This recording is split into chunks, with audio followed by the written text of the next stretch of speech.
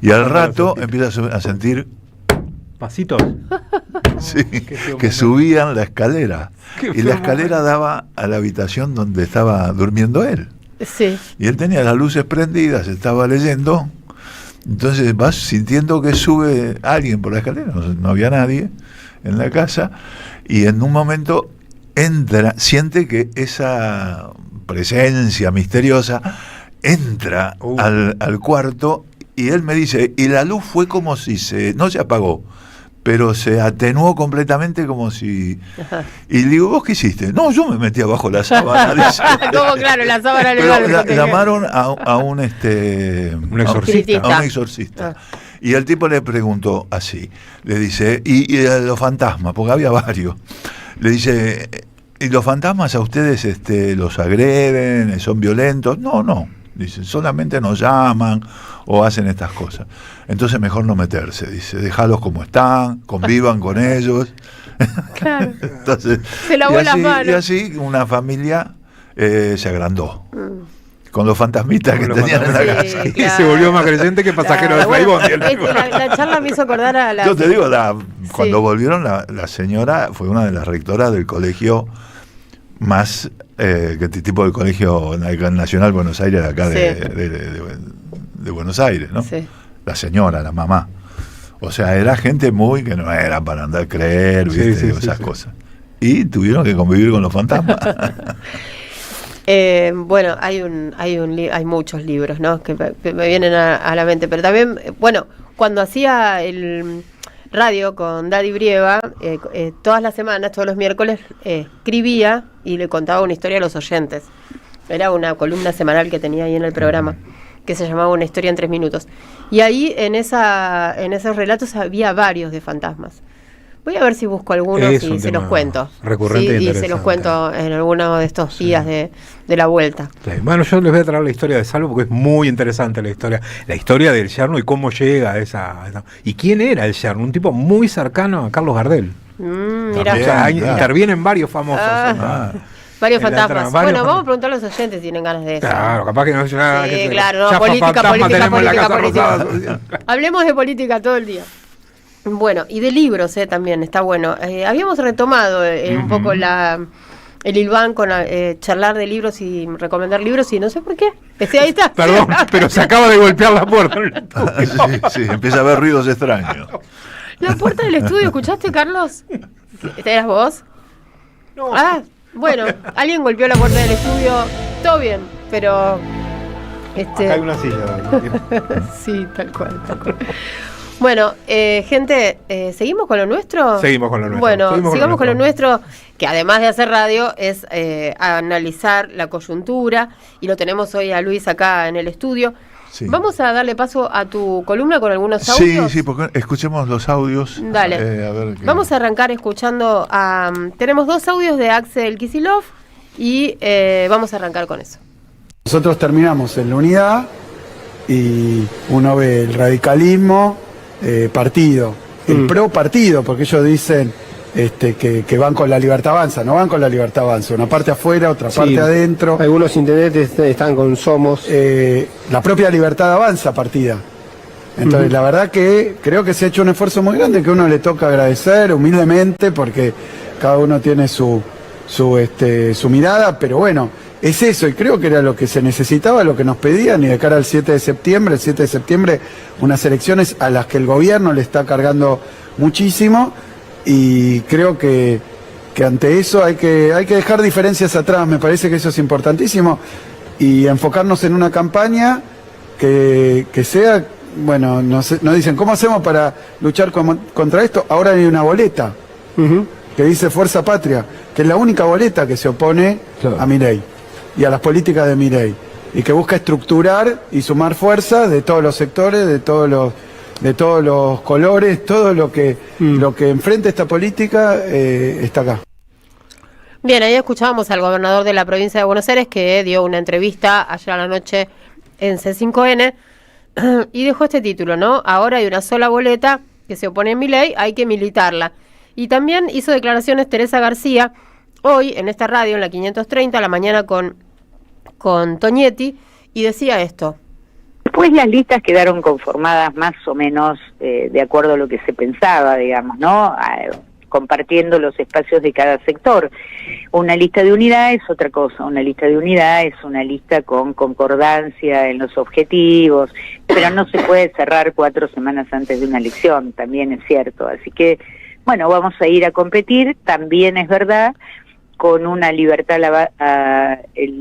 Avanza castigada, con un PRO casi inexistente y con una tercera vía que no termina de coagular. Así que deberá depender mucho del trabajo de toda nuestra militancia y nosotros mismos para ver en qué sección, porque por otra parte creo que con usted lo hablé, no es una sola elección, son 8 elecciones, es una por cada región de la provincia y que seguramente tendrán comportamientos distintos en cada una de ellas. Bien, Luis. Sí. Ahí está un poco lo que las declaraciones que escuchamos después del cierre, ¿no? Sí, y yo creo que un poco la idea de pasarlas es porque cada uno representan los dos sectores que estaban más complicados para acordar en la elaboración de las listas. Yo creo que en los dos sectores hubo también gente que radicalizó más las posiciones, que ahora les cuesta más recoger línea. Y después hay mucha gente que opina, hay mucho opinador, ¿no? Que me parece bien también que cada quien opine y todo lo demás, sobre este debate tan fuerte que hubo para llegar a una lista de unidad. Yo personalmente creo que un programa no es 400 puntos específicos de decir cómo vas a tener, no. Yo creo que el programa del peronismo es más o menos conocido, no es que sea conocido, perdón, me expresé mal. Es un programa que es conocido por la gente que está en la política. Vos tenés dos posibilidades históricas en este tema, al trazo grueso, ¿no? O metés plata por arriba, o sea, a los ricos, a las empresas y demás, le das todos los beneficios, le sacás impuestos y le das muchas prerrogativas, con la esperanza de que cuando ellos empiezan a crecer y a ganar mucha plata, empieza a derramar al resto de la sociedad. Eso no ha ocurrido nunca, pero esa propuesta está ahí circulando con un respaldo grande, por supuesto, de los sectores empresarios y demás. Y la otra opción siempre es meter plata por abajo.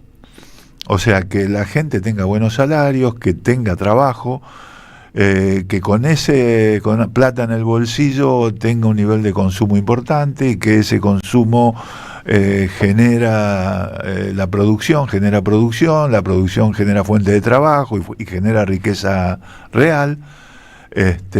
Bueno, y así se va. Son las dos opciones que hay. O metés la plata por arriba o la metés por abajo.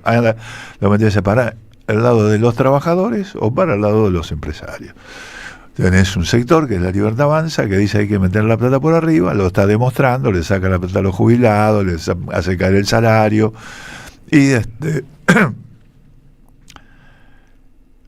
o sea, no personalmente creo que la propuesta en rasgos gruesos está, porque además los sectores más importantes que estaban en este debate, ninguno puso en duda el liderazgo de Cristina, o sea, también están abajo de ese paraguas, ¿no? Por lo menos los que están. Los sectores más marginales, o si quiere más chicos desde el peronismo, que son anti-kirchneristas, están por fuera en la provincia de Buenos Aires y van a ir con la boleta de Somos Buenos Aires y demás. Los que están adentro, incluyendo a los sectores de la CGT, se enmarcan dentro del paraguas de Cristina. Y yo creo que eso se va a ver mejor cuando esté en las listas de diputados nacionales. Que de alguna manera ellos han dado a entender, incluso el sector de Kicillof, que en ese tema ahí sí va a tener más peso en lo que diga Cristina. Y en este caso lo que pasaba... O sea, como que también formó parte del acuerdo eso, ¿no? Sí, Estuvo es un acuerdo que no barajando el está tema blanqueado, claro. ¿no? O sea, pero es obvio, eso está es como, hablado. se sobreentiende. Está hablado, claro, lo han hablado entre ellos. Kicillof creo que ha hecho alguna declaración pública o lo da a entender. Y la gente más cercana a Kicillof también. Había la disputa más grande, era por una cuestión de territorio, o sea, los intendentes, en algunas ciudades, algunas localidades, puede haber hasta 2 listas podría haber antes, ¿no? La lista de los intendentes y aparte la lista de la cámpora. Y ahí había una disputa territorial fuerte. Y eso fue, yo creo, casi el corazón de la discusión más dura. El sábado, sí. Sí, claro, porque incluso en zonas donde no hay dominio territorial, hubo disputas muy fuertes. Por ejemplo, Mar del Plata, que provocó la salida de uno de los aliados. Y no quedaron todos los intendentes conformes. No, y del otro lado tampoco. Si vos te entras en las redes, ves que hay sectores del camporismo que están despotricando, diciendo estos se quedaron, no sé para qué hicieron tanto lío, no sé, despotricando mucho. En general hay más críticas y quejas que declaraciones de satisfacción, ¿no? Como cualquier cierre de listas. Sí, exactamente. Hay un dicho que un cierre de listas está bien cuando ninguno queda conforme. Claro. Porque todo el mundo tiene que ceder. No, y a nadie le gusta ceder en esas situaciones. En cualquier negociación es así. Vos vas con una de máxima, pensás cuál sería la tuya de mínima, y ahí te movés ahí porque el otro viene con la misma. Y ahí empiezan a jugar la fuerza de cada uno. Es una negociación política. Y yo siempre digo una cosa: la política es un reflejo de lo que pasa en la sociedad. No es por supuesto que tiene más responsabilidad la política, ¿no? Cuando vos salís de ese océano y te incorporás como funcionario, o legislador, o dirigente, que asumís una responsabilidad, teóricamente, ¿no? Algunos no. Algunos creen que de esa forma asumen privilegios. Pero en realidad vos estás accediendo a una responsabilidad que es cumplir con tu mandato y dar respuestas a los problemas de la gente que te votó. Y en general también, ¿no? Pero la política no es algo diferente a lo que pasa en la sociedad. Y en la sociedad yo creo que hay muchas situaciones de confusión. Yo creo que el resultado final de las listas, del armado de listas, es bastante razonable, a pesar de todas estas protestas y quejas, es bastante razonable. No salió ni Kicillof ganando, ni la cámpora ganando, que Kicillof puso los candidatos en los distritos por ahí más importantes, las cabezas, porque después por abajo se estaba más repartido, y en las 3 más importantes, ¿no? Y en los otros 5 distritos lo puso la cámpora o lo pusieron algún movimiento local. Y a nivel de los legisladores provinciales, en realidad ahí ganó más la cámpora, pero repartido después entre el sector del gobernador y el Frente Renovador, ¿no? Yo creo que fue razonable esa disputa, y lo bueno es que hayan llegado a ese acuerdo. Bajarle el perfil a lo que puede hacer los libertarios en su alianza con los PRO, en su absorción de los PRO, me parece que es equivocado, porque lo que de alguna manera tiene que hacer el peronismo ahora es convocar a la gente que no quiere votar, o sea, que se plantea, digamos, la línea del ausentismo que viene habiendo es del 50% en estas votaciones, y el ausentismo que hubo en la votación anterior en casi todas, porque la verdad que en ese sentido casi no hay diferencia entre las elecciones de ejecutivas, de puestos ejecutivos y las elecciones de medio término, con un ausentismo del 25%. O sea, viene habiendo el doble de... en este sentido, yo creo que no hay diferencia de proyecto en esto.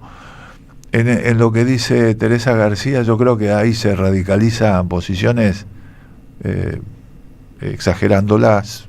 No creo que haya diferencias de proyecto entre Kicillof y Cristina, por ejemplo.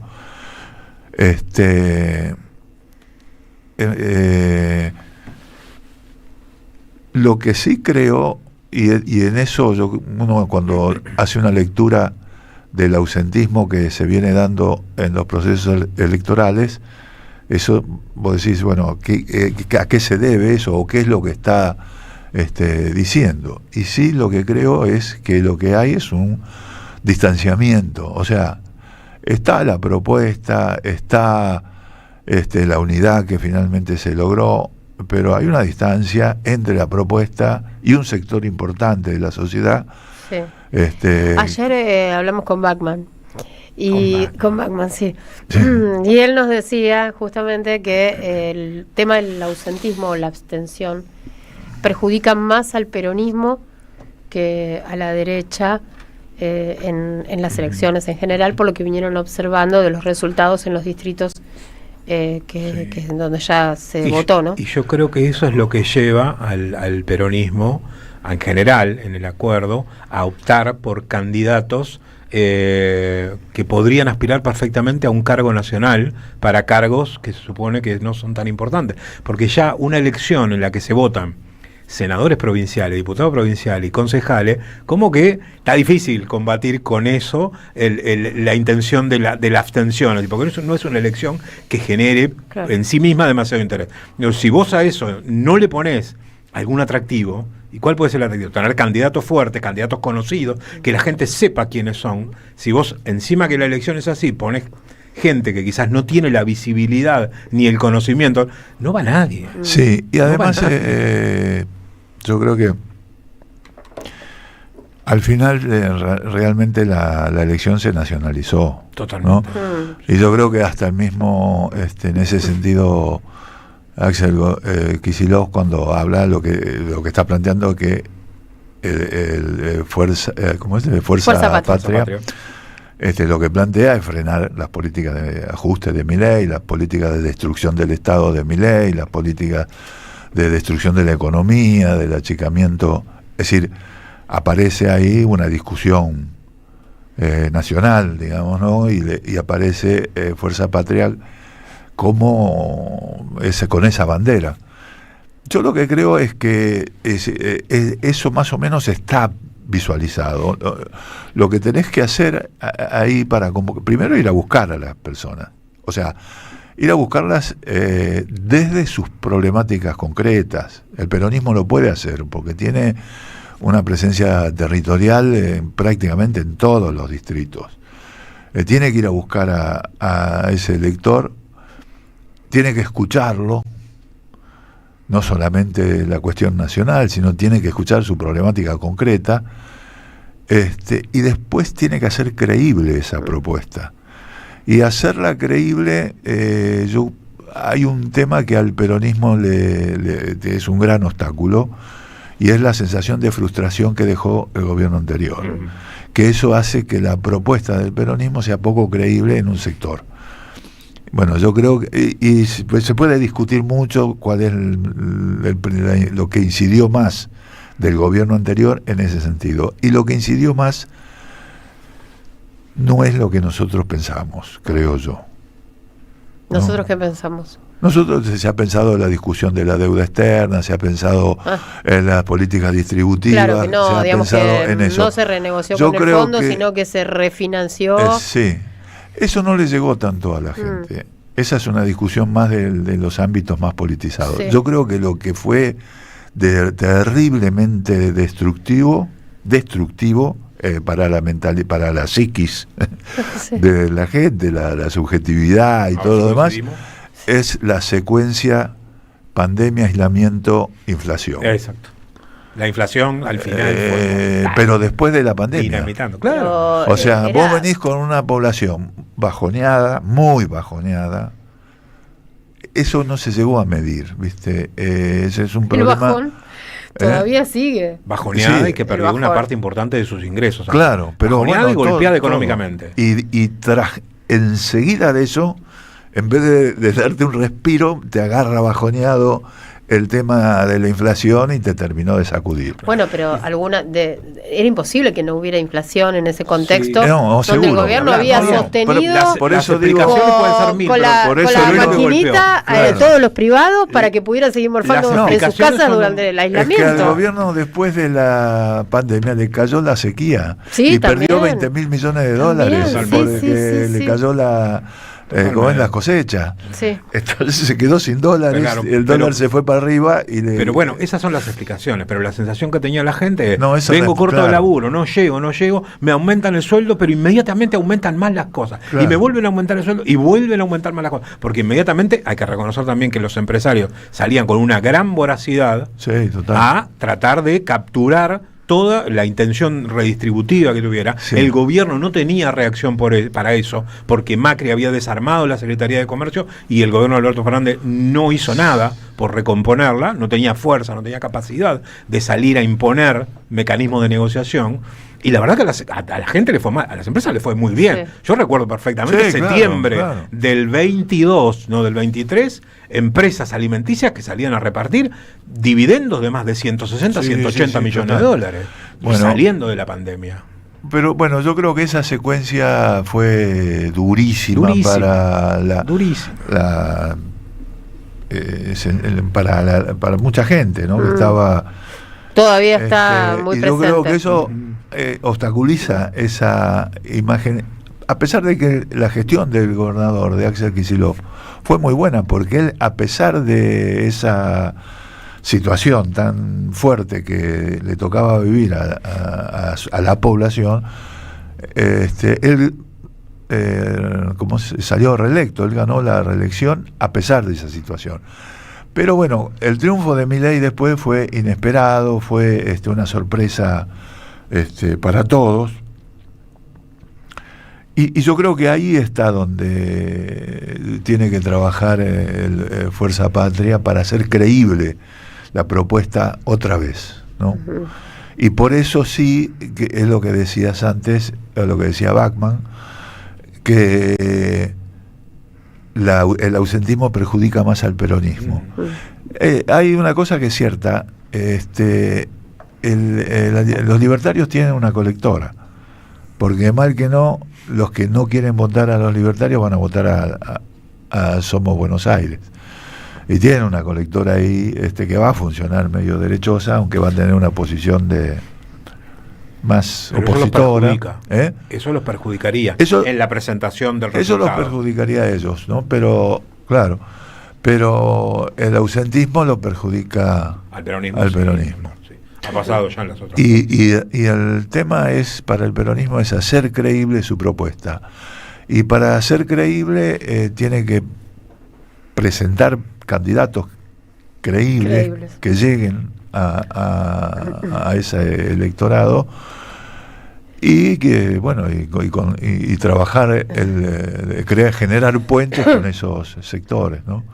Y después todo el resto de esta discusión que hay, la lista es una mierda o la lista no va o qué sé yo qué, me parece que es hacer ruido, puro cacareo, es no recordar lo que ha sido la historia del peronismo cada vez que había estas circunstancias, y en este caso yo creo que incluso las listas son buenas, a pesar de que alguno que está muy radicalizado desde la cámpora critique a algunos de los que van por los otros agrupamientos, y los de los otros Y al revés, agrupamientos claro. al revés.